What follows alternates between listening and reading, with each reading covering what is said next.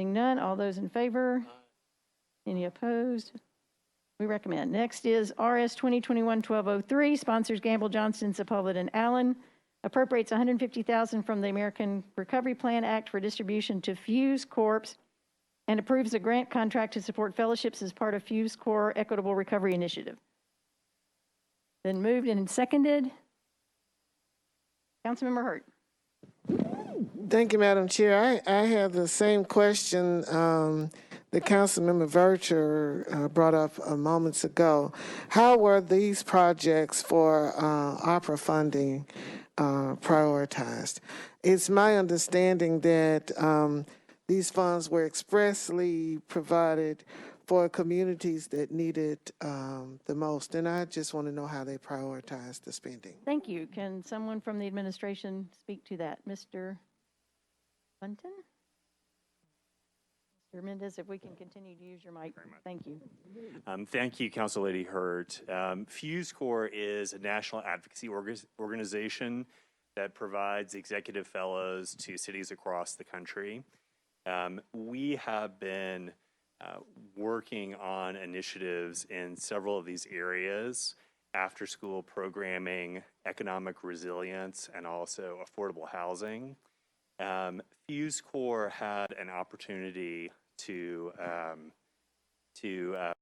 work with John Legend. He made a donation to Fuse Corps along with several other foundations, which made it possible for us to secure fellows working in these three areas: affordable housing, after-school activities, and economic resilience. Specifically, the purpose of this grant was really specifically to work with areas that have suffered from systemic racism and a history of racism to make them more resilient. That's the point of the John Legend grant. So this is an opportunity for us at a steep discount from the normal price to advance important policy priorities in these three areas.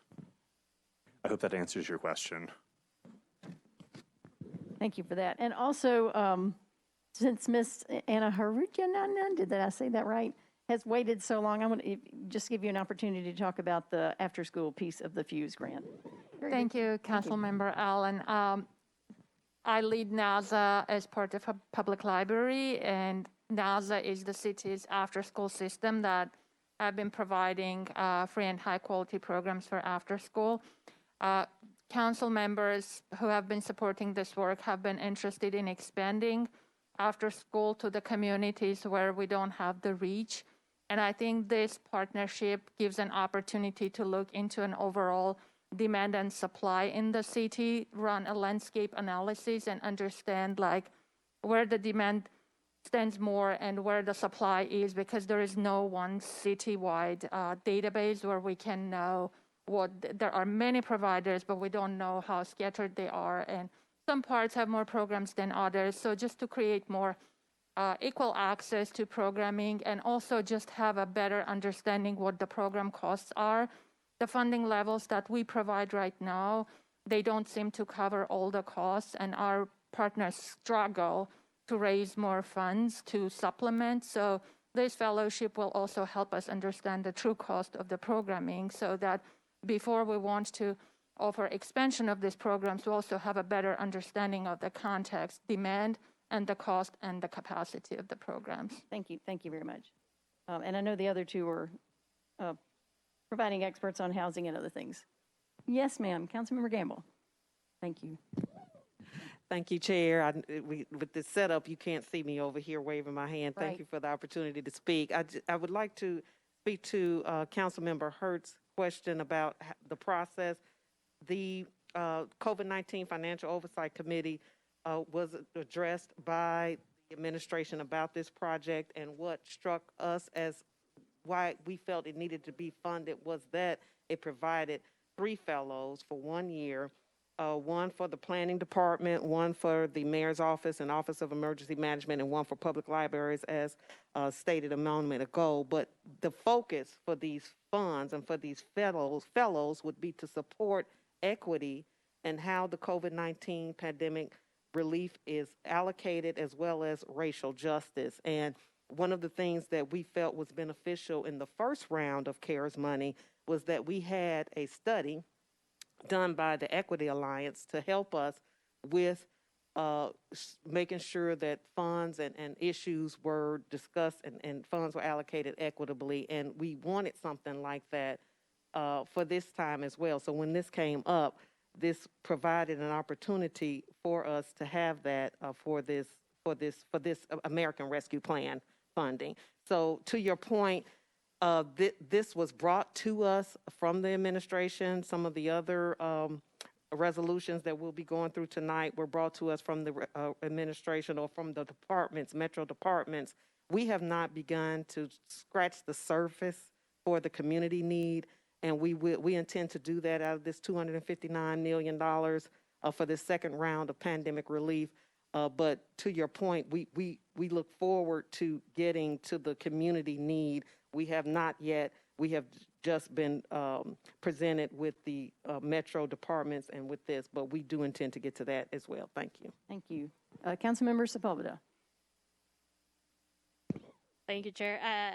And thank you to my colleague on the committee for speaking as to why we chose that this was an important thing to fund. I just want to make a note for everyone who is listening in that we have so far begun with emergency needs and what needs to be expedient. We do have intentions to have community input as to what is important for the community. And we're in the process, and Mary Jo, if she needs to speak to this, can, but we're in the process of setting something up potentially on Hub Nashville to receive community input. We have a draft guide right now that has been put out there, and I sent out some information regarding the draft guide, but we want to make sure that this is where the community sees the most need. So there will be opportunity for community input. Thank you for explaining that. That's helpful. Any other questions or comments? Seeing none, all those in favor? I think I heard some ayes. Any opposed? You recommend. Next, RS 2021-1204 sponsors Gamble, Johnston, Allen, Bradford, and Hauser appropriates $1,933,000 in American Rescue Plan Act funds to Metro Parks to be used for managing homeless encampments and renovation and repair of Brookemeade Park. Oh, I have a motion. I have motions and lots of hands up. I'm just going to work my way from left to right. Councilmember Suara. Thank you, Chair. I just wanted some clarification. I know when we discussed a resolution a while back dealing with the homeless encampment in Brookemeade, about $850,000, there was a lot of conversation about, was it just going to be Brookemeade Park? What are we doing with the other encampments around the city? And I remember that at that point we named about 2 or 3 other locations. And so in reading this one, I know that this one mentioned Brookemeade again. And we saw a picture today, it's much needed. But what about the other encampments? Does this 1.9 million, just like we tried to do with 850, does it address them as well? It's just not naming the resolution itself, but does it actually do it in And I'm spending? going to ask if committee members or Ms. Wiggins are the right ones to ask for that. Or Mr. Director Odom, thank you. With long hair, I did not recognize you. Yeah, if you'll come use Councilmember Rutherford's mic, thank you. You're live. Thank you. Thank you for the Hold it close. opportunity. Ready? Yes. Okay, good. All right. Thank you for the opportunity. So about $850,000, as you mentioned, would be for the renovation of Brookemeade Park and Greenway in this request. The additional part of this request are include cameras and heavy equipment that would help our staff address other areas of where there are individuals experiencing homelessness and there's a presence in the park system. As you all know, our city has unfortunately, a homeless crisis. It is nowhere more evident than in the park system. I've gotten calls and emails from probably each of you, and this request goes toward not only toward Brookemeade Park and Greenway, but the entire park system. Thank you. Great. You might just want to hang till we finish. Councilmember Hurt and then Councilmember Mendez.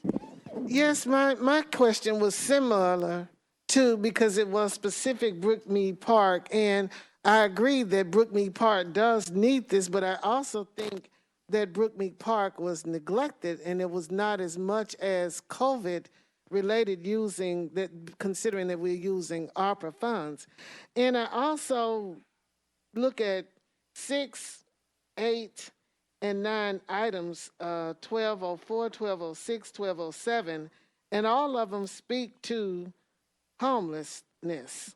You know, so, and I'm concerned about, I guess I can talk about 1207, why it's going to the impact division as opposed to Metro Social Services, is the concern. But I'm just looking at 3 items here, and they all have something to do with the homeless community.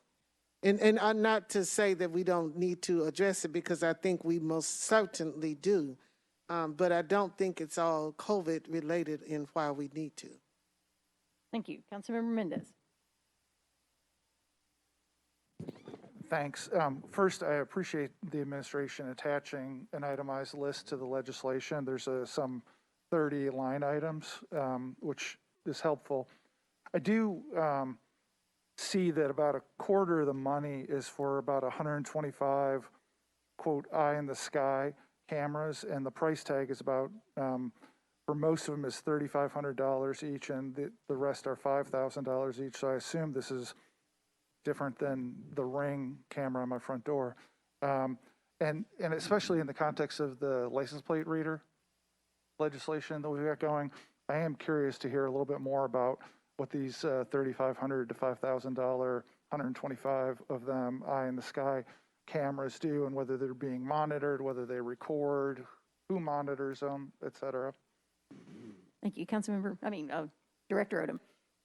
Thank you, ma'am. So Eye in the Sky is actually the name of the company with whom we've contracted, and we have a number of cameras across the park system already, probably about 300 in about 50 locations in the park system. Of course, it would be cost prohibitive to have cameras in every park. The footage is retained for 30 days at Metro ITS. They have possession of it. If for some reason there is an incident, the process works such as they'd have to go through park police to request the information. So if a private citizen has a public information request, they would go through Parks Police. If there is an incident involving law enforcement and they can think that they can find some footage that would maybe assist them, that would also go through Park Police with a police report accompanying it. They request the information from ITS and use it for that purpose. So and are they monitored in real time by anybody? Some are monitored. So for instance, I'll say particularly in our community centers, I can think of maybe a few recent events at McFerrin Community Center where there have been acts of violence. We can go back, the police can go back and review that footage right away to see if they can catch the perpetrator. But generally, no. Generally, it's, again, retained by ITS. So Parks personnel has the ability to look back, or you have to go through ITS to see that? Go through ITS or the police or Parks Police. And all of that footage is public record? It would be, but it would need to be requested through the public records request, yes. So it's public record. Gotcha. And, well, I mean, just, Chair, I know this is crossing over a little bit into the LPR, but one of the concerns I've got about LPRs is that sometimes they're used by some of the smaller communities. And we heard this last week at the demonstration, some of the smaller communities that surround us literally say that the job is, the reason they use license plate readers is to push crime back into Nashville. And so people from Nashville stop coming into their communities to prevent crime. And it feels like we're sort of essentially using the cameras in the parks to make sure crime gets pushed out of parks. And so there's a little bit of a tension there that I guess, frankly, I'm struggling with. And so I just wanted to make sure that we all know this adds 125 cameras at about $500,000 to what we're doing, apparently subject to public records request. Thanks. Thank you for pointing that out. Council members, Director Odom and then Councilmember Sledge. I just wanted to add that I certainly understand your sentiment. And one of the questions that I was asked after the COVID-19 Finance Committee meeting was, in the past 2 years, how many crimes have been solved using cameras? And while I check with Park Police and MNPD, and while I don't have a record of those, what I can say is at a location where we at the time did not have a camera, I wish we had at the time in the past 2 years, was at Shelby Golf Course where one of our Parks teammates was murdered. We have since added cameras there and are adding them at other golf courses and other locations where either there is high foot or vehicle traffic, there are large or special events, there quite frankly may have been reports of criminal activity. But I just wanted to add that cameras can be helpful. Thank you. Appreciate that. Councilmember Sledge. Thank you, Chair, and thank you, Director Odom. And I apologize to put you on the spot on something that we worked on together, but we did have a pretty significant issue at Ossifron Park, District 17, that put a lot of people at risk. There were crimes against other people occurring. There was a variety of things happening, and that is a park where we do have a camera. And quite frankly, it was unbeknownst to me that we had a camera there until we started going through this issue. And so, Director, in that instance, the camera, Ossifron Park, for those who don't know, is a think of a single residential lot, and it just goes all the way back. And so there's a little bit of street frontage, but it's pretty deep after that. And the camera is located on Nolensville Pike, at least on that end. The vast majority of the incidents we were seeing were on the back of the property. In that instance, do you feel like the camera helped in the efforts that we were doing? I really don't know, to be honest. I believe so that they did, and then plus we were getting reports from the people in the community center there at Ossifron, public citizens, our maintenance staff. So yeah, I think they were probably. So it was a combined. It was a combined report plus yes. camera. So, Yes. Okay, all right. Thank you, Chair. Thank you, Director. Thank you. So short divergence there. Appreciate that. Councilmember Gamble, are you back on this bill about? Yes. Okay, thank you. Thank you. Okay, Thank you for cameras later. recognizing me as I'm not on the committee. Just wanted to add, and thank you, Director Odom, for your explanation. The concerns were addressed and brought up during our COVID-19 Financial Oversight Committee. And when it was explained that there are already 300 cameras in our parks now, and that these cameras were needed because the list of where the placements are, it's where we have our urban camps, and these parks do not have cameras. And so this would just help keep parks safe for everyone that are using the parks. And that's why I signed on as a sponsor to the bill, and why I support it, and ask for you all support as well. Thank you. Good questions. Councilmember Sepulveda. Thank you, Chair. And thank you, Dr. Odom, for being here. I didn't sign on and I didn't vote for this legislation. I was the only one in the committee. I, like Councilmember Mendez, had some concerns about having more surveillance in our public areas, and that's one of my main concerns. I'm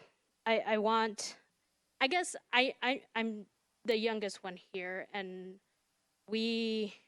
people in my generation have been online for so long, and cameras are everywhere, and cameras are everywhere in different parts of this country. And so I don't want to speak to everyone, but I have some concerns about where it is that we're surveilling people. I understand wanting to make sure that we keep our parks clean and that we are protecting people. This wouldn't be the way I would choose to spend money. I'd rather give more money to parks for land and to update some of the other parks. and because I do feel like they don't receive enough money as is. If this had just the bottom part where we updated Brookemeade, I would gladly vote for it. But as it stands, I'm not comfortable putting cameras where people take their children, and some people just want privacy, and I respect that, and I'm not going to be able to vote for this tomorrow, but I do encourage the Parks Department to come back to us if there are other requests where we can use more ARP money to potentially solve some other issues. Thank you. Anyone else? Good discussion. Sorry, Councilmember Sledge. I think we might be moving to this tomorrow, so I'm just going to try it here. I'm going to move for one meeting deferral. Okay, is there a second? Second. Any discussion on a one meeting deferral? The usual question, does that cause any disruption to funding or anything? Are there any timing issues? Okay, that's good to clarify. Councilmember Pulley.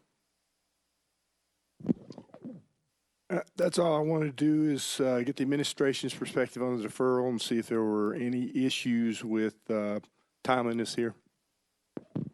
I see head shaking no, so that's any other discussion on a one meeting deferral? Okay, all those in favor? Any opposed? We defer one meeting. Ms. Odom, thank you so much for providing good information on this. 9. Okay, now we're on RS 2021-1205, Johnson, Gamble, Sepulveda, Allen, and Evans. This appropriates $996,500 in American Recovery Plan Act funds to the Office of Emergency Management to be used for COVID-19 related response vehicles and technology. Been moved and seconded. Any discussion? Councilmember Miz, discussion? Again, I want to thank the administration for having the itemized list attached to it. It's very, very helpful to have the itemized list. Thank you. Thank you for that positive reinforcement. Any other discussion? Seeing none, all those in favor? Any opposed? We approve. Next is RS 2021-1206, Johnson, Gamble, Sepulveda, Allen, and Welsh appropriates $1 million in American Rescue Plan Act funds to various metro departments to be used for vaccination and assessment centers, homeless emergency shelters, personal protective equipment, sanitization, and signage. Do you have a motion? It's been moved and seconded. We're getting close to water. Don't leave us. All right, it's been moved and seconded. Any discussion? Yes, Councilmember Mendez. You shouldn't have thanked me for the positive reinforcement because it was laying the groundwork for there being no itemization on this one. And I just wonder, I mean, this is basically appropriating to petty cash without an itemization to go along with it. And so my request would be, can we get an itemization by the time we are voting tomorrow? Ms. Williams. Thank you. Essentially, the itemization was intended to be not to split out specific amounts for vaccination, homeless shelters, PPE, sanitization, and signage. We had various departments request varying amounts under each of those categories, and rather than trying to have very specific amounts for every single department, what we really wanted to do is create the opportunity for those as needed, that when they have those needs, they can order PPE. They don't have to stock up for an entire year. They can spend as it's needed, and that all the departments that need those specific items can charge those expenses to this fund. So the idea was not to have by department, by PPE, by signage, by sanitization, but rather create a fund. Thank you. Councilmember Mendez. So I hear that, but we should, I mean, so it's right. It is essentially a COVID supply, petty cash supply at finance where they'll decide when various departments express a need.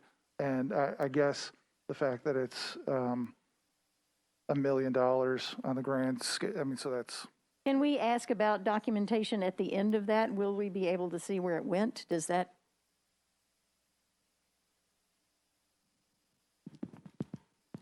Yes, absolutely. The committee has already requested that in advance, that every time anything is spent out of that fund, we will have, by nature of what it was spent on, which one of those categories, which department and amount. And so every time that fund is charged, we'll report that in our monthly oversight committee reports. And is what Ms. Wiggins just said reflected in legislation anywhere, Mr. Jameson? No, I don't think it is. Well, I guess what I'd ask is if Ms. Zeitlin or Mr. Jameson could come up with a late filed amendment to this one that says that, then I'm guessing we can probably slide that by without objection tomorrow. Thank you. So request to amend to document. Okay, since we don't have that yet, we can't vote on it here, but, and, okay. Can you go to rules tomorrow to make sure that, thank you. All right, so we expect an amendment on this that we don't have in hand yet. But given that we expect to have, we know there will be documentation and that will be added as part of legislation. Is there any other discussion? Seeing none, all those in favor? Hear anybody? Thank you. Any opposed? All right, wake up, everybody. We're getting close. Next is RS 2021-1207, sponsors Sepulveda, Gamble, Allen, Welsh, and Hauser. This appropriates $1,541,400 in ARPA funds to the Homeless Impact Division of Metro Social Services to be used for shelter, outreach, sanitation, housing, and food. Was there an itemization? Yes. Thank you for the itemization.